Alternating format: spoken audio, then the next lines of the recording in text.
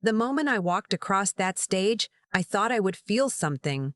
Pride, maybe, or relief.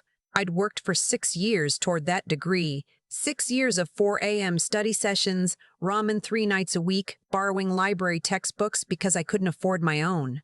And there I was, in a borrowed gown that was slightly too long, shaking the dean's hand, holding a diploma with my name on it. But all I could think about was my phone. I'd felt it buzz in my pocket right as they called my name. I figured it was my roommate, or maybe a coworker from the lab. I didn't check it until I was back in my seat, diploma balanced on my knees, while the person next to me cried happy tears into her mom's shoulder. The text was from my brother. "Don't bother coming home this summer. We're doing a family trip and there's no room. Mom said you'd understand." I read it twice. 3 times. My brother, not my father, not some distant relative.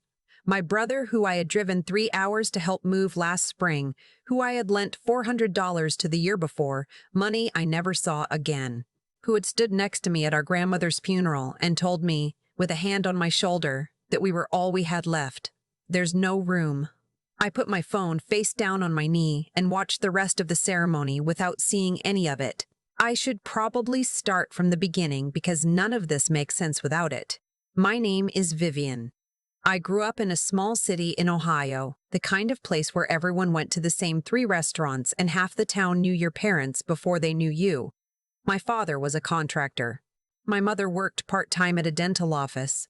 My brother Curtis was 4 years older than me and had, according to everyone who had ever met him, always known exactly who he was.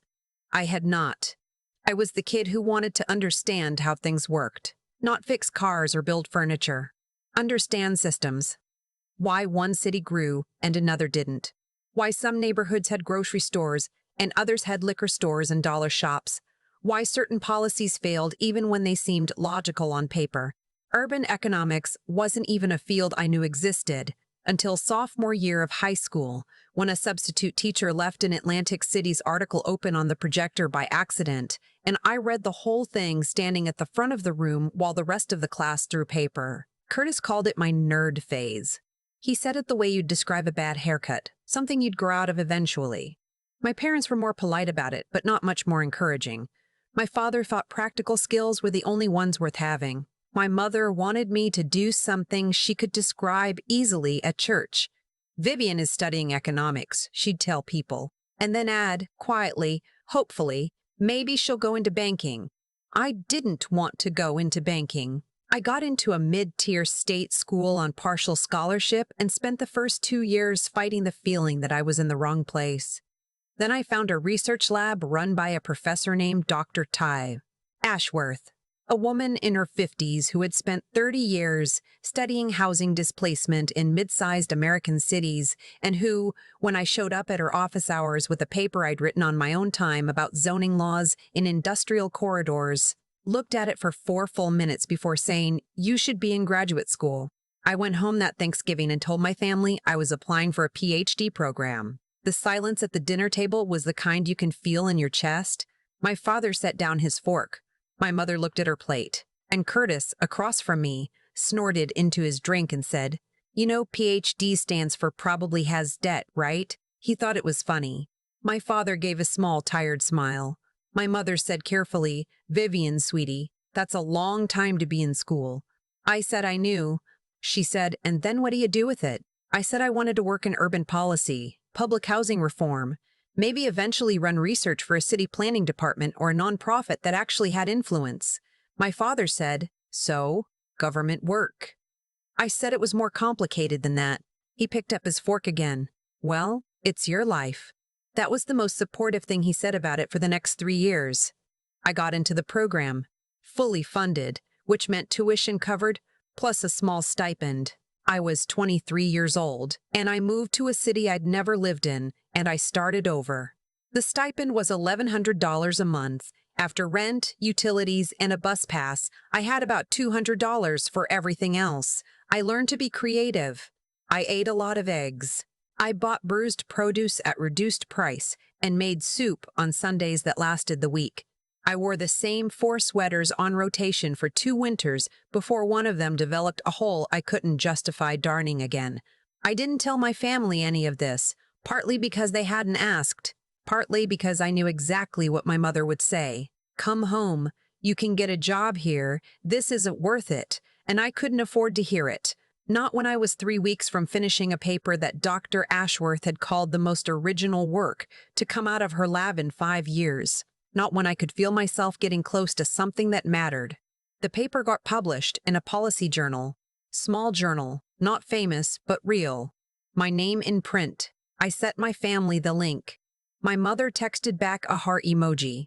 Curtis didn't respond. My father, 3 days later, sent a message that said, "Saw your thing. Good job." I saved that message. I kept it in a folder on my phone labeled Proof that I looked at when things were hard. My second year, the stipend ran short by about $600 one month because of an administrative error that took 8 weeks to fix. I didn't have savings. I had a credit card with a $400 limit that I was afraid to touch. I called my brother, not my parents, Curtis, because he was working a sales job by then, making decent money, and because I thought we were close. I told him the situation plainly. $600 one month. I'd pay it back within 60 days once the error was sorted. He asked me to hold on. I heard him talking to his girlfriend in the background. Then he came back and said, "I don't really have it right now."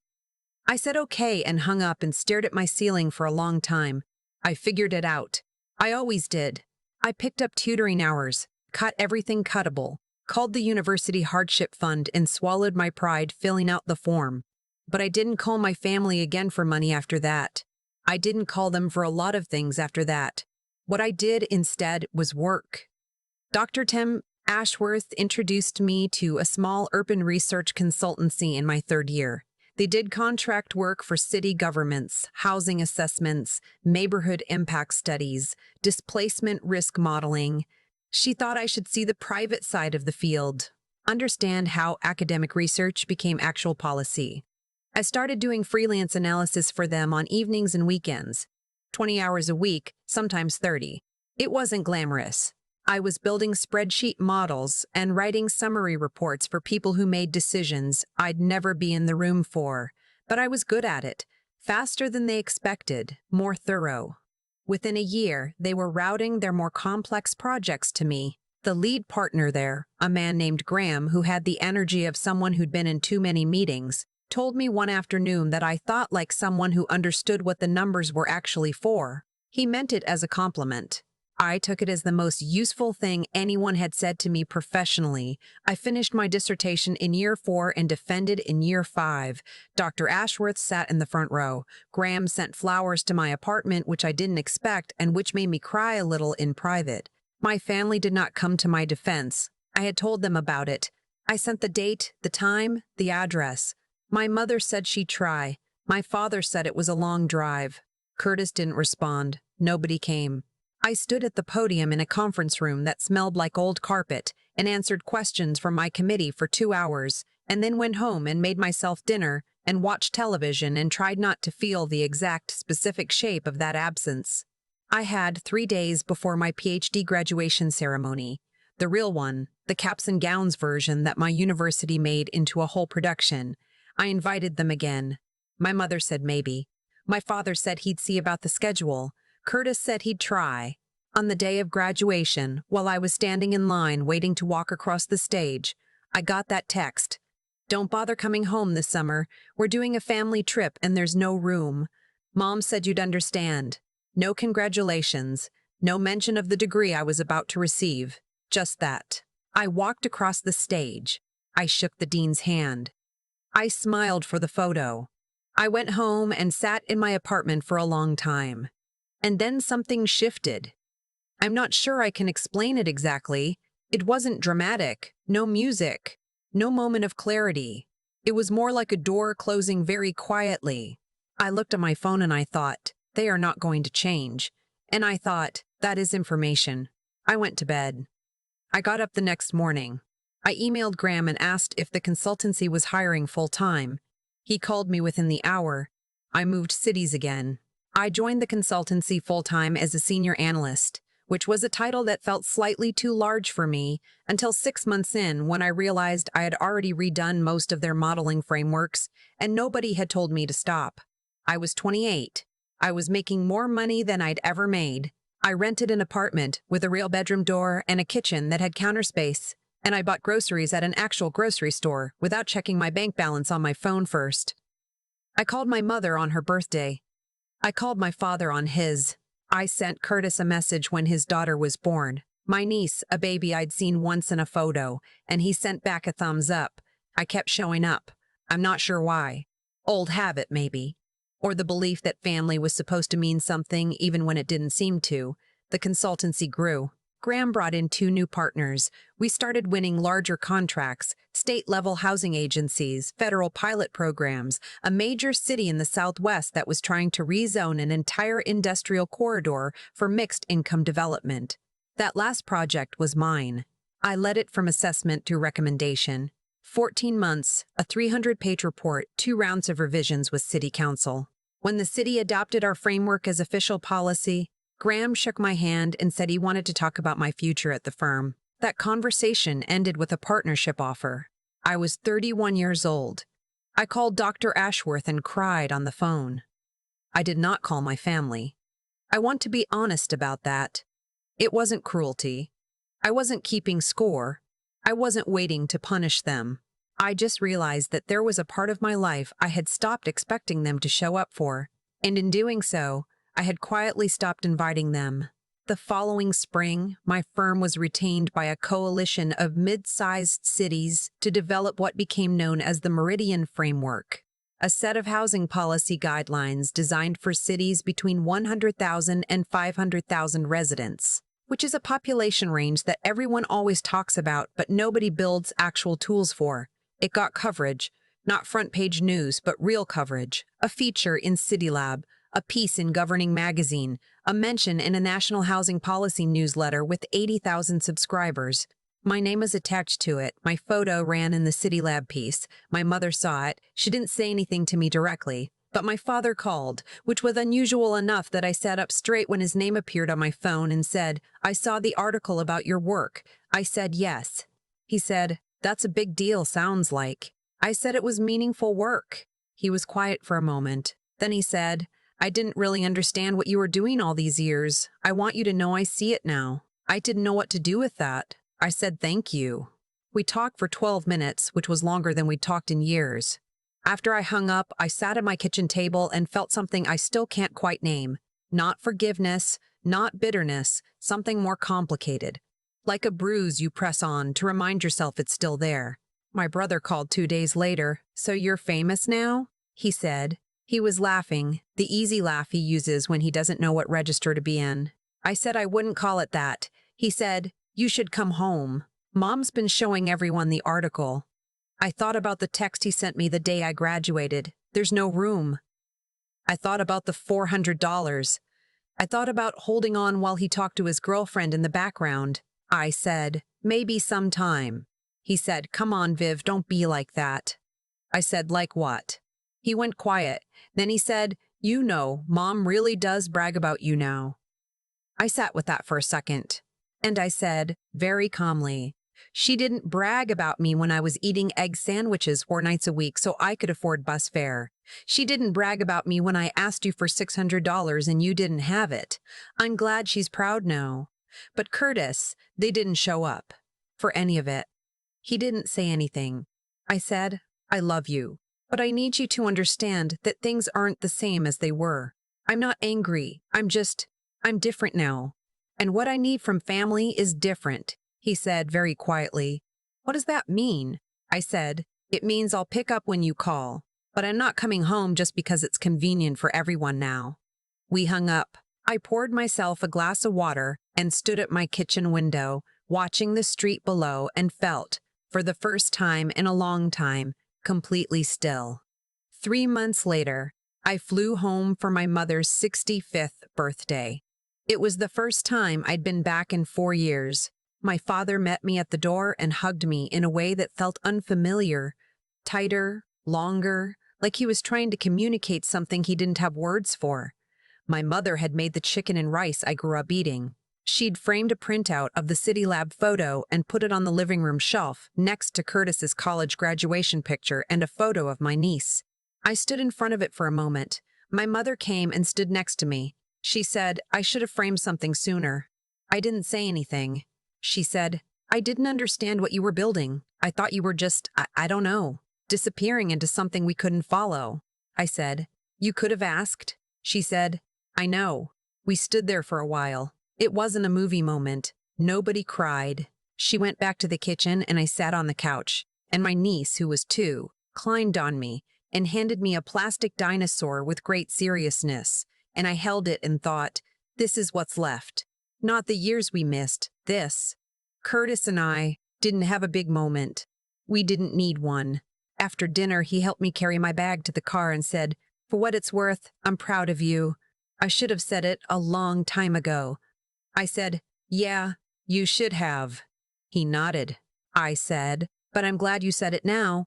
We stood in the driveway in the dark for a moment, and then I got in my car and drove to my hotel and called my best friend from grad school and talked for an hour about nothing important, and it was the best I'd felt all day. I don't have a tidy ending for this. I know that's what you're waiting for, the part where I say I forgave them completely, or the part where I say I cut them off and never looked back. Neither of those is true. What's true is that I still call my father on his birthday. I still send my niece presents. I still show up because showing up is something I decided to do, not because it was required of me. What's also true is that I will never be the person who needed them to believe in me in order to keep going. I became that person in a library at 4 a.m., and in a research lab that smelled like old coffee, and in a city I chose by myself for reasons that were entirely my own. They didn't make me, and they didn't break me. But they did teach me something about the difference between people who believe in you before it's obvious and people who believe in you after. And I have spent every year since surrounding myself with the first kind. If you're listening to this and you know exactly what I mean, the empty seat at the graduation, the text that arrives instead of a phone call, the family trip with no room, I want you to know, you are allowed to grieve what you didn't get and still build something extraordinary out of what you have. You don't need their permission. You never did. I chose to keep going. I chose to be the person who showed up.